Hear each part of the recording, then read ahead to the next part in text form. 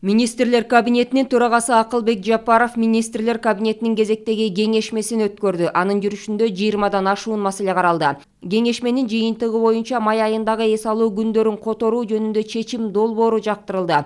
Документке ылайык 5 күндүк иш жума графиги боюнча иштеген мамлекеттик бюджеттен каржыланган мамлекеттик жана муниципалдык уюмдардын, мекемелердин жана ишканалардын кызматкерлери үчүн 1-9 май күндөрүн эс алуу күнү деп табуу. Ал эми 30 апрелдеги дем алыш күнүн, 4 майдагы иш күнүнө, 14 майдагы дем алыш күнүн, 6 майдагы иш күнүнө которуу сунушталды.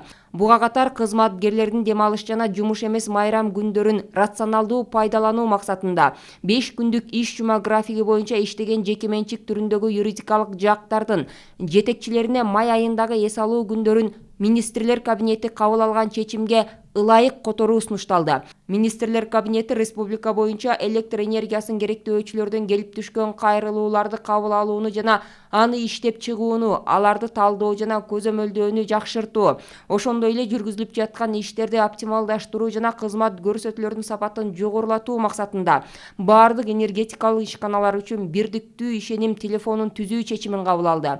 Мындан тышкары Акылбек Жапаров мамлекеттик органдардын жетекчилерин электрондук документ жүргүзүүгө өтүү процессин тездетүүгө чакырды.